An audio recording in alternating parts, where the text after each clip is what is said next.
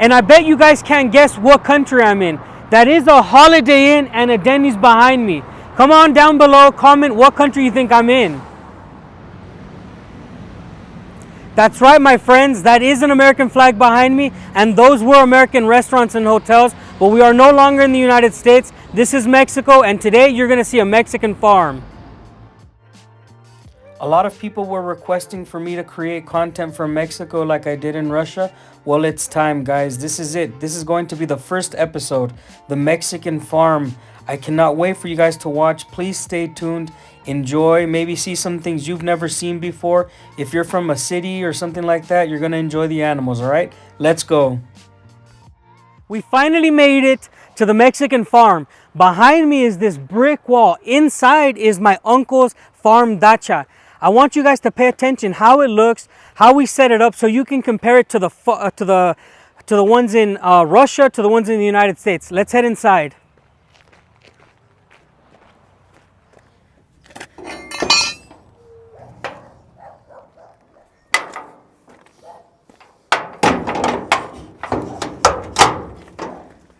All right, we're inside. And you know what? Immediately, once we get inside, there's this giant courtyard. Check it out. Look how big this courtyard is. The Mexican courtyard is one of the most fundamental parts of a Mexican house. You're going to find it in a ranch house, in a farmhouse, in a townhouse, and even in a city house. And you might be asking yourself, why is it so big? As soon as somebody comes into a Mexican house, you have to feed them, you have to entertain them, and if they have to stay over through the night, you have to give them somewhere to sleep. Now it's time to see the farm animals and the buildings on the farm side, right? The house is over here, but we're gonna work our way around this way. So let's go look at the outside buildings. By the way, I made a video about the Russian soul. It's gonna be linked down below. That was the previous video. Please do go check that out. I would really appreciate it. I wanna know what your thoughts are about the Russian soul and the American dream. Actually, my uncle is an electric engineer, so he needs a lot of space to store all of his things, his inventions, and anything that he comes up with, right? So this big first housing right here is basically storage for any electronics, anything for like tractors, any cars that he's gonna need for the farm. This blue building we see here will store grains, will store food, will store different things for the animals.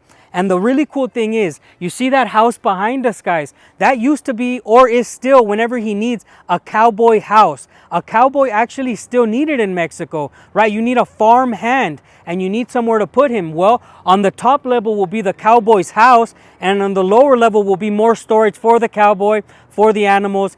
Everything is for the animals on a farmhouse. By the way, if there's any women out there in Russia who would love to learn about Mexican culture, maybe live in a farm, my uncle has extended this offer. He will buy you a ticket to come live in Mexico. You can live in this house, or you can live in the house in the inside, but basically it's an exchange of culture. You're gonna get to be with the animals. You're gonna get to learn how to, grow your own food. This is a special occasion. Even if you're a little bit interested, comment down below. This is a really good, very good opportunity for a lot of women out there, if you know what I'm saying, guys. Mexican, Russian thing, it's happening. I love that in Mexico you're going to be finding American classics. This is a Chevy, guys, all right? We still have these classic cars that are still being used in the farm. Why are they still being used? Well, we use things in Mexico until you have absolutely no more use for them. And there's always use for a strong Chevy truck. Look what's behind it. Behind it is what you actually tow your animals in, right? This is a trailer to tow cows, horses, sheep, pigs, everything that you're going to have in a farm. This is the typical stuff that you're going to be finding in other countries as well. So tell me, is this similar to Russia? Is this similar to the United States? Comment down below the similarities and the differences. Now we're going to get into the portion where all the animals live, because you have to separate, animal life, which is on that side, with civilian life, where your courtyard is, where your house is, and the rest. So we're going to be starting off with the animal side. It's important to never mix the two. I want to show you an example here on the cowboy's house. This is architecture that you're going to be seeing a lot in the future, when I show you houses in a town, in a ranch, in a city, right? I want you to see the way the roofs are built, how they curve, the window styles, the material used for the walls. Some of these are volcanic rocks mixed with bricks and other types of rocks. And the same material is used for where these trees are living. So in Mexico, we like to keep it traditional, at least traditional families, which is most of Mexico. This is the building style. Now let's head over there to see the animals.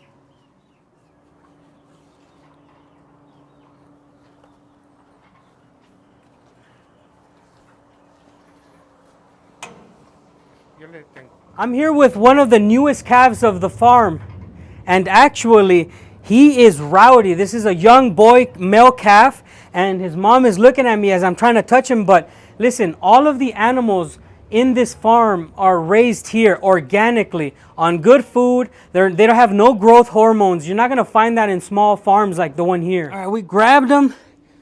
There he goes. It's better if he calms down. All right. I'm not harming him, guys. It's just that I want to show you that these animals are beautiful. They're raised here. And actually, he's going to have a long, healthy life. This is not like the Sludanka cows who eat in the streets. These are Mexican-born, Mexican-raised. Look how cute he is. I just want you to see him.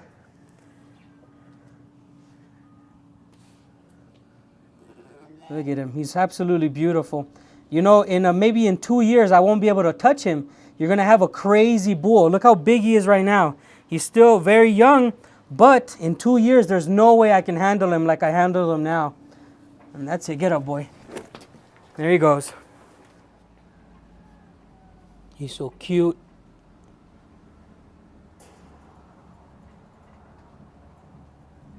And that is the little bull. A chicken, one of the more important animals in a farm, because not only do they have meat, but they give eggs. And you know what, guys? Chickens are absolutely precious animals that are much needed in farms, because who doesn't like to be woken up by a rooster in the morning? Actually, besides the chicken, like you saw the young calf, we have chickens here, we have goats, we have cows, we have a horse, and we used to have a pig. Now, these animals are fundamental for a Mexican farm. These are the animals that we make our money from. These are the animals that we eat. These are animals that we've been harvesting for hundreds of years. Some of these were brought obviously by the Spanish. Basically all of them, I believe. Correct me if I'm wrong in the comment section, but anyways, the chicken. This is the mother of the young calf that we were touching. Hopefully she's not mad that I pushed her son around. She's beautiful. But we are here looking at the entire land where the animals live. There she is. That's the mom. Let's go show you the rest of the animals. Now look how friendly she is. Huh? She thinks I'm salty or I'm food. You know, interestingly enough, cows don't have teeth on the top. They only have teeth on the bottom, so it's not going to hurt you if it bites you. It will hurt you if she runs you over, though. Right now, she's trying to lick my shirt off. There she is. Let's go look at her friends.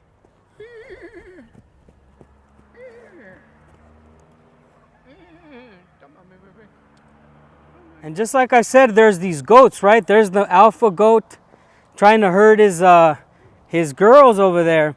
And the cow is not the only one who has babies. In the herd there, you can see that little one. Little Malinki. Oh, there's even a smaller one over there. So, you have the goats free roaming, and you have the chickens on this corner as well. There they go. Look at them, look at them. I want you guys to notice, please, how big this area is where these animals live. And they're free ranging. They're free ranging. They walk wherever they want. You see her, she's been following us this entire time. The chickens are out there free walking wherever they want. And this area is actually optimal for them. Here's the horse. Now, you have to understand when you come to a typical Mexican house, you know, the design of it, you can see the walls of this is cemented with rocks. These, some of these rocks are volcanic rocks. Estas son del volcán, ¿no? These are volcanic rocks. This is the building style of our ancestors. The Aztecs and the Mayans had a pre-Hispanic cement mix that they used. And anyway, some of these rocks are from volcanoes. But isn't this absolutely beautiful? This is like a palace, guys. My skin gets goosebumps just thinking about our heritage, guys. This is fascinating. We're on the roof of the house because, interestingly enough, my uncle also has like bees for making honey. In a farm, you know, honey, you need it for all sorts of remedies. You can sell it. Bees are really important for the ecosystem as well, so it's good to have them. But from the roof, you can see all the things that I talked about. You know, just look at that beautiful eternal Mexican sky.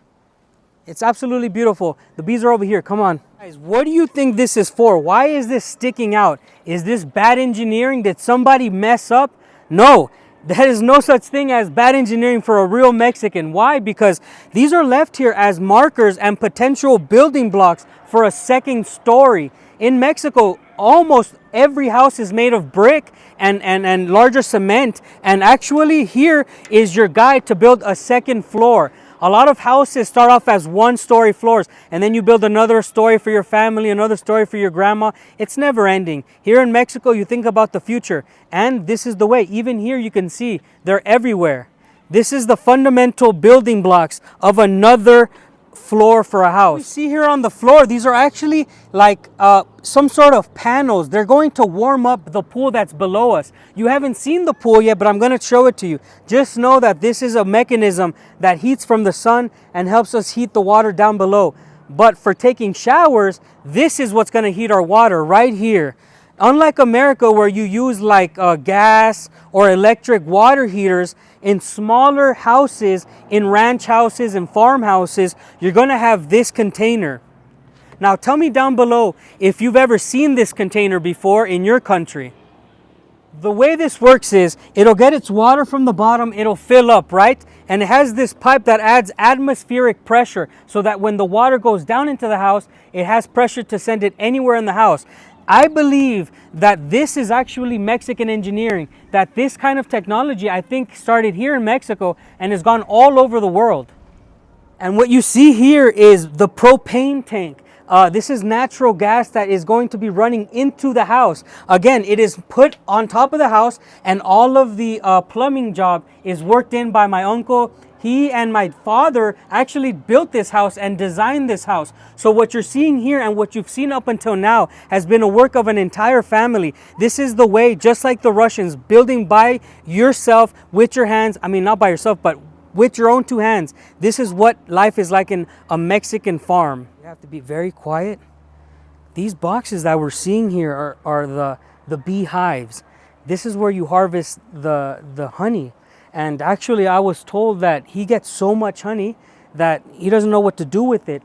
And I have to tell you, honey is the everlasting. They say it never goes bad. So having something like this can truly pay off in your life. And it is essential in a farmhouse. Let's get out of here before we get stung and the whole colony comes on us. I want you all to appreciate the amount of land that is in a Mexican farm.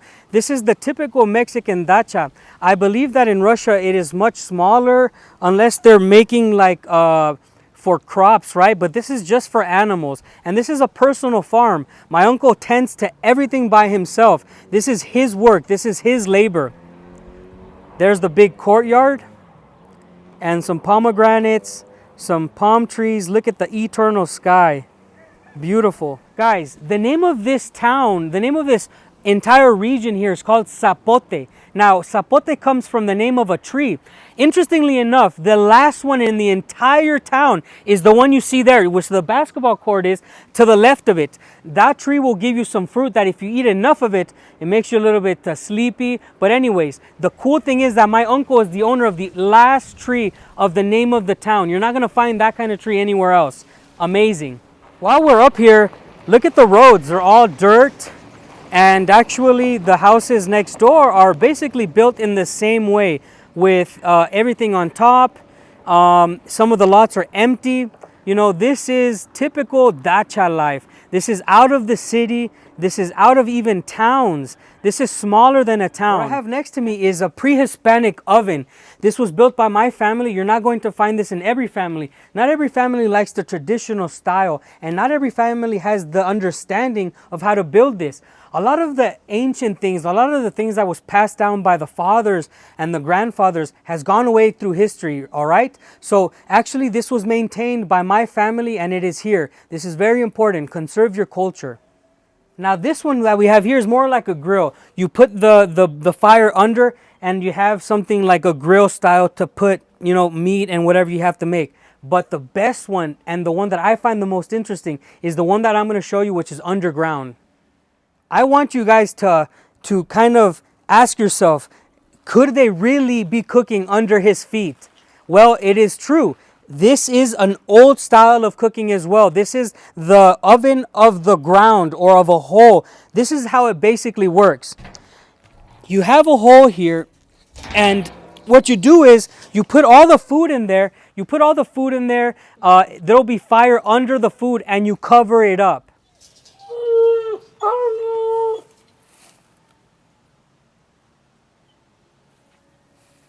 And that, my friends, is another great technology that we conserve here in this farm.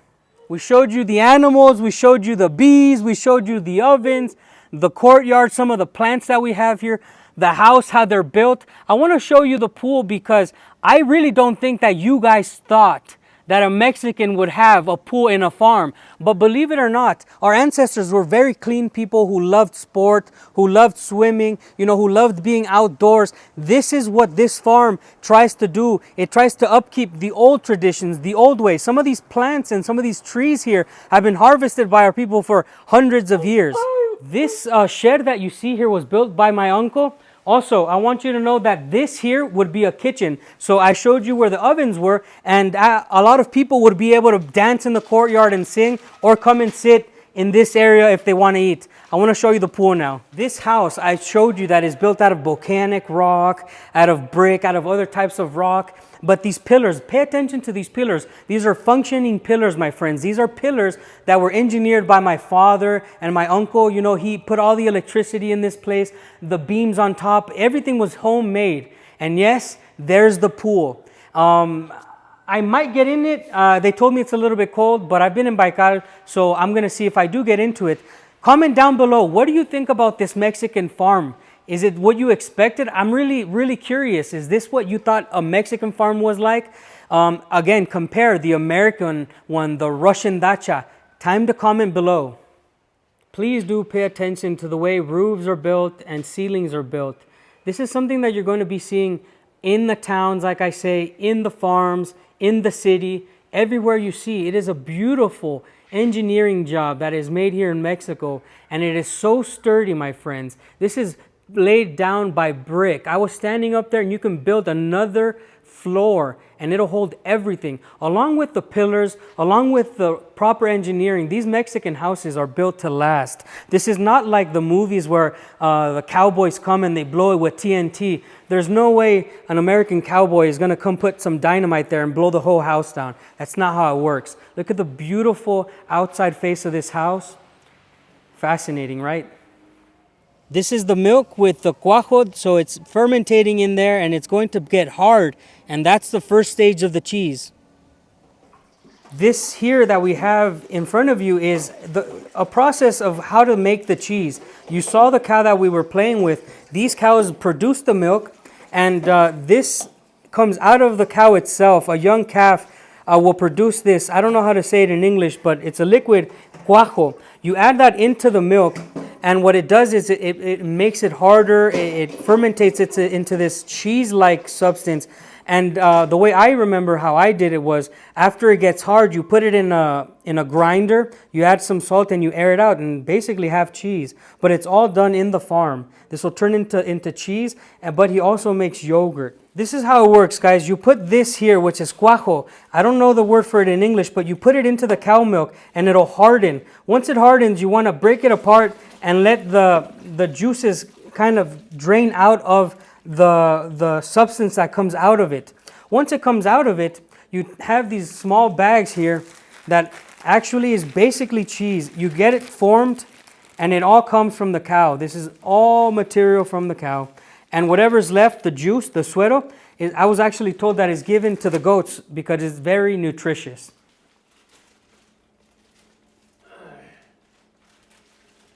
All right.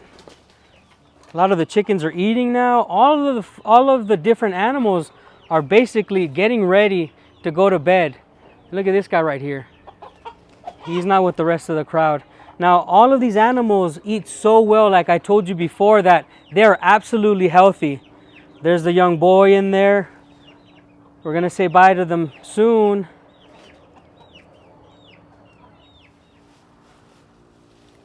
This is going to be food for the goats. And they are so hungry that they're just waiting for it. And they know what time it is. These animals are not dumb. The animals know when the sun is coming down, the food is going to come down. In fact, they're all asking for it right now. The sounds that they're making, this is them asking for food. The food that these goats are eating is not fertilized by any chemical. This is all natural stuff. Look at them, just so hungry. Oh, this is so cool. It's a symphony, the goat symphony. This chicken probably got bit by a scorpion out here. An animal that we have out here a lot is the scorpions, and sometimes these chickens get bit. This chicken's on her way out, unfortunately. It's very sad, but that is the life out here on the farm. Now the goats are being let in. You see that? They're going to get to eating. They don't care about the chicken. We're going to take the chicken out of here so that the chicken doesn't get stepped on. Rest in peace, chicken. We have baby goats here. Look at this. Look how cute he is. Ain't he beautiful? ¿Cuánto tiempo tienen estos? 15 days, guys. 15 días. Could you believe that? And look how healthy he is. You know, this is not even 1 month old. You can see how healthy he is because he's full, right? He's nice and sturdy. If he was a weakling, it would be, look how fast he is. Look how fast he is. 15-year-old little baby goat. Beautiful. ¿Le picaron las abejas? So this horse's name is Milagros. She had a different name, but she actually got bit or stung, rather, by a lot of bees. And Milagros is miracles in Spanish. So she's a miracle. Look at how happy she is. You guys saw her running around. She's playing hard to get. Well, look, I'm not condoning drinking alcohol, but this is actually culture. This is called a pajarete. And it's all natural. It has natural cacao like chocolate, which is roasted and ground down here in the ranch. We also have sugarcane alcohol, organic, and sugarcane sugar. And what you do is you put it in a cup and you'll get some milk, and it's delicious. A lot of the farmers, a lot of the rancheros, a lot of the common folk, they will drink this to start their day or to go to sleep. You know, it's not like alcoholism. It's just to get you in the right mood to work for 18 hours.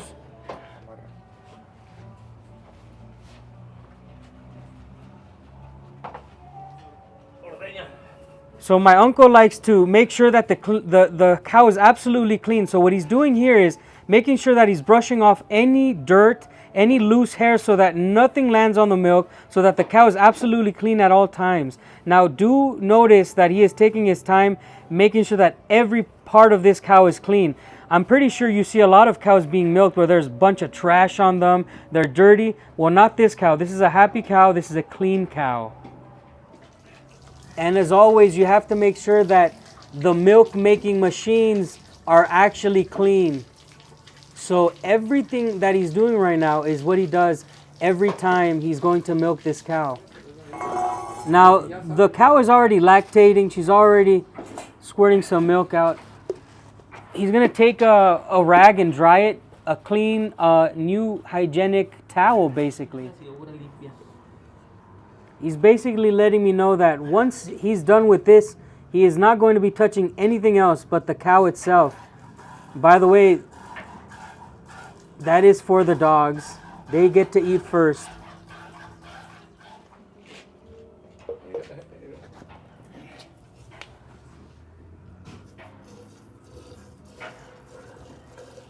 The amount of alcohol is actually very little. It gives you just the taste. But right now you can see he's adding the last ingredient to the pajarete, which is the cow's milk. So we want everything to dissolve in there. We don't want any leftover like sugar cubes in there or chocolate. And it makes the milk much better, guys. This is the pajarete. Comment below if you're Mexican, if you ever had a pajarete. Or an American as well. I know a lot of Americans like to go to Mexico. Let's give it a taste.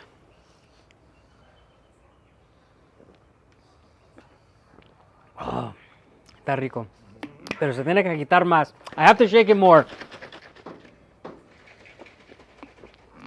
Oh. For all those Russian women who want to come live the real ranch life, my uncle's waiting for you with a pajarete. This is Mexico, in a small town. I'm gonna show you the beach.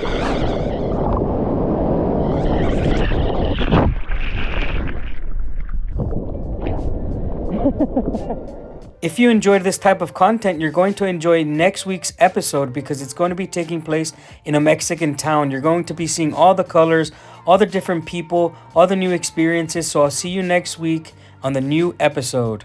Really appreciate you guys watching. The next episode is going to be taking place by the beach in a Mexican townhouse. I am telling you, you're not going to want to miss it. It is going to be unlike anything you've ever seen before. I've already shown you now a farm. I'm going to show you a town. I'm going to show you a Mexican city and a Mexican ranch.